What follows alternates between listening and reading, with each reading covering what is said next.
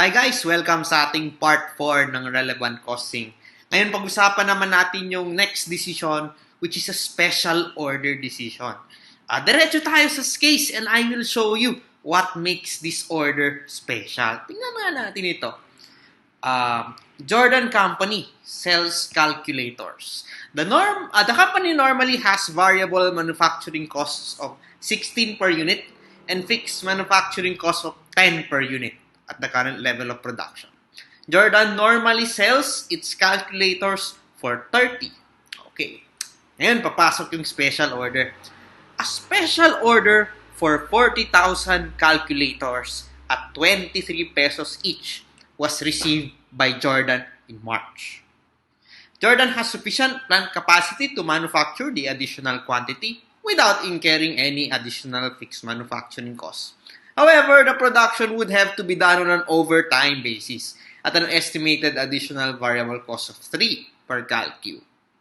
Acceptance of the special order would not affect Jordan's normal sales and no selling expense would be incurred. What would be the effect on net operating income if the special order were accepted? Digest nga tayo dito, no? First and foremost, number 1, are we the buyer or are we the seller in decision? If you look at it, titingnan mo muna that we are selling calculators, so tayong nagbebenta. Nagbebenta tayo ng calcu, magkano? Look at it, we normally sell our calcu for 30. E ngayon, papasok yung special order decision, a special order for 40,000 calcus at 23 pesos each. So, what makes the order special? Well, basically, nagbebenta ka ng 30 peso, may lumapit sa'yo, tol, bibili ako ng calcu. Bibilihan ko yan, I want to buy it for 23 pesos. Now, kapag ikaw ay isang traditional salesman, ang unang reaction mo is, ang kapal mo naman! Ang kapal mo! Pero mo, 30 pesos, sabi nga dyan 30 pesos, tapos ngayon, sasabihin mo, 23 lang gagastusin mo. Hindi, ang kapal mo naman! So, yun yung parang what makes it special, 23. But, if you look at it, if you try to understand it, bakit makapal siya in the sense na why does that person think that he can order at 23 pesos. Try mong intindihin.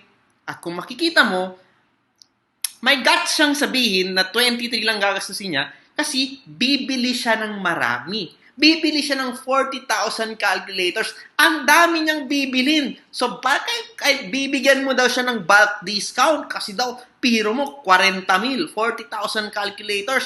Ngayon, yan ang bibili niya. So, bigyan mo naman daw siya ng discount. Okay. Now, what is the decision? The decision is whether to accept or reject the special order. Tatanggapin mo pa rin ba kahit mababa yung presyo ibibigay sa iyo? Tatanggapin mo pa rin ba?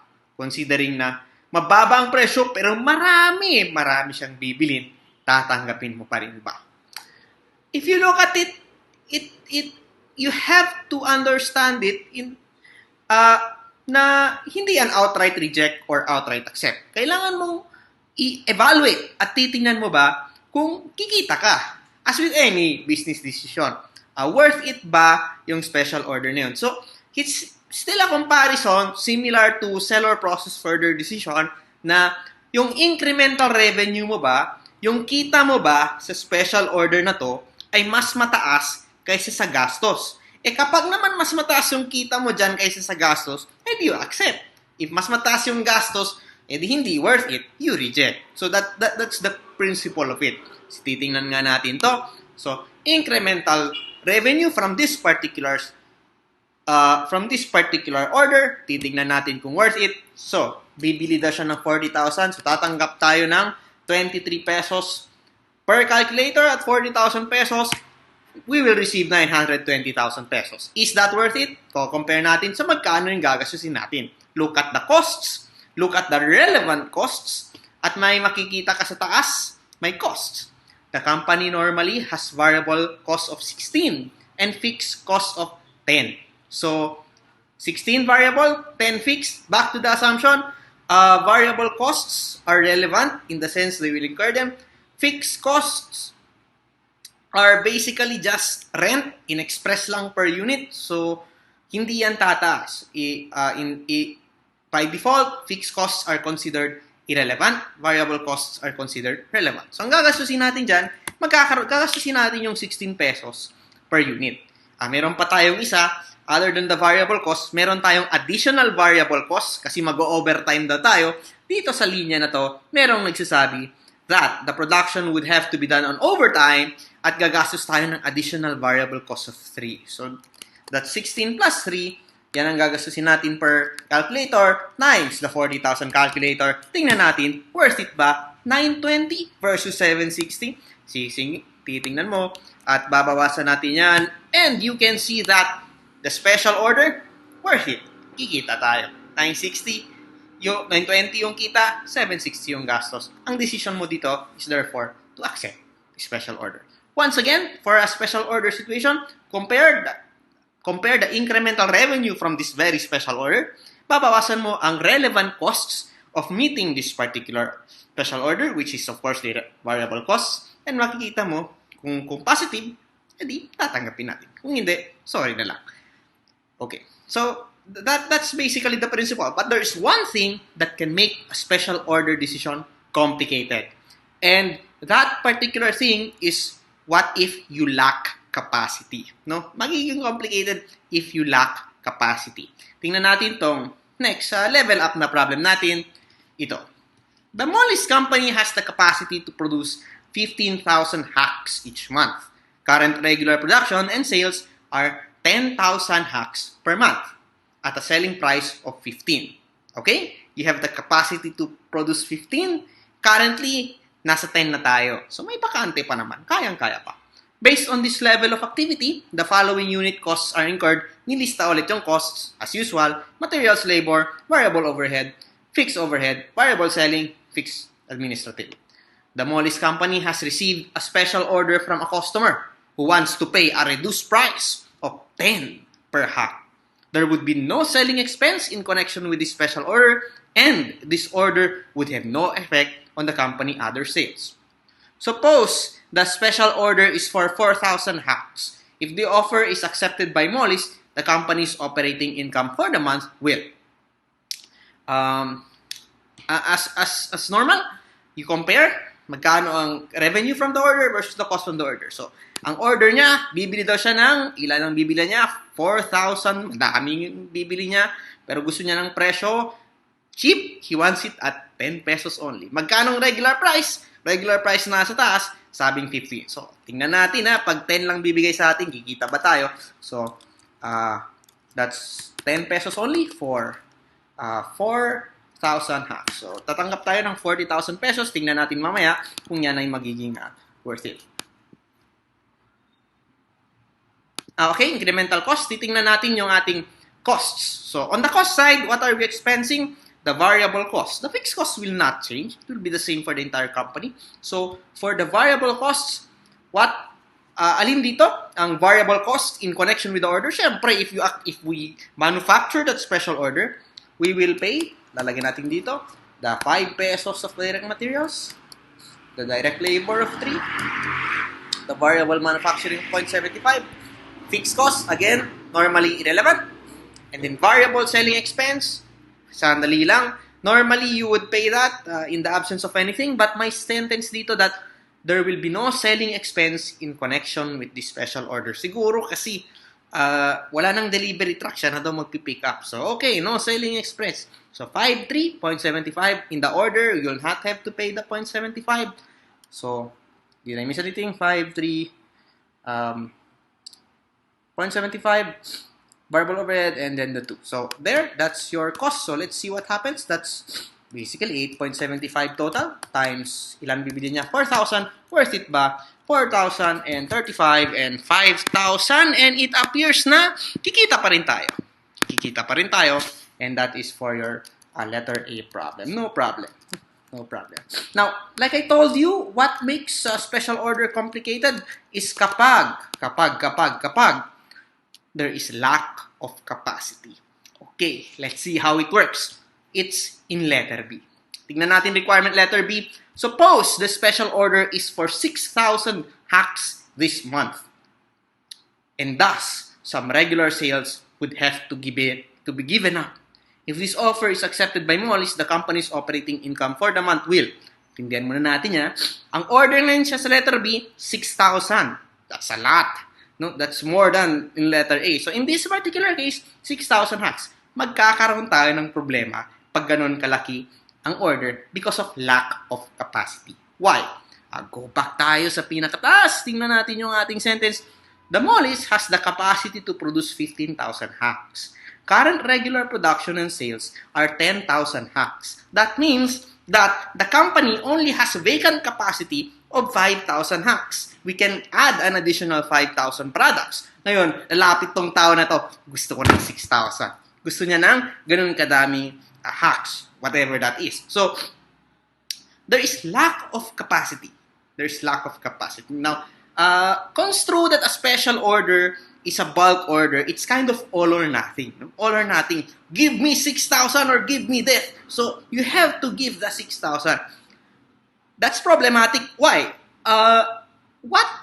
Think about it. You have 5,000 vacant space. The guy orders 6,000 hacks. If you accept this guy's order, something bad will happen. Isipin mo nga, something negative, not good thing will happen if you force yourself to accept the 6,000 order. So, look at it.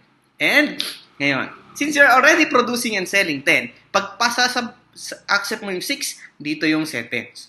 Some regular sales would have to be given up. Naku, that is the bad thing that will happen if you lack capacity. You have to give up regular sales. Mawawala yung, you will lose some regular costs.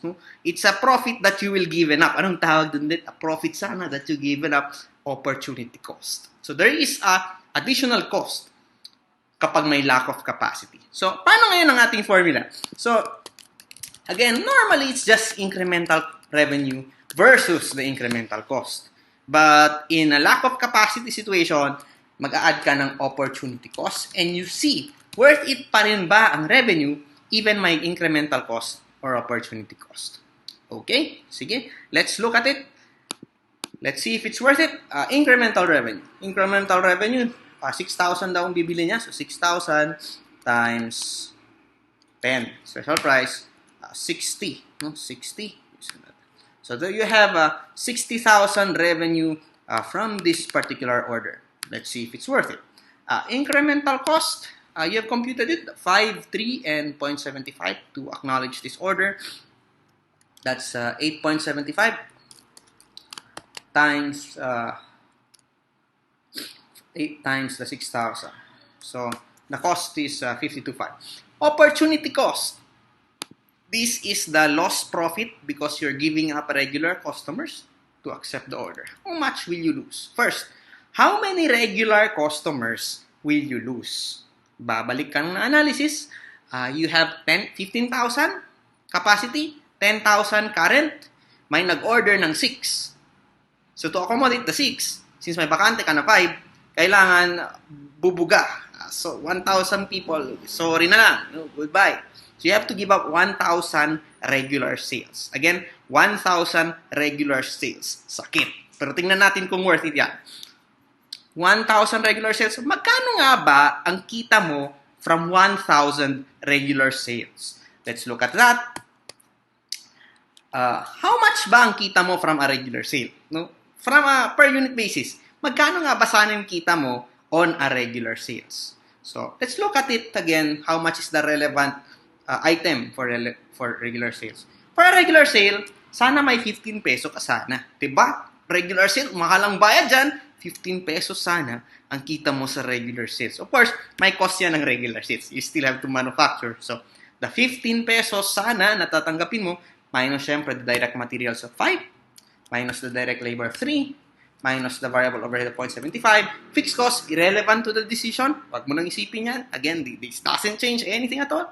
So, wala yung fixed cost. Variable selling, meron ba to?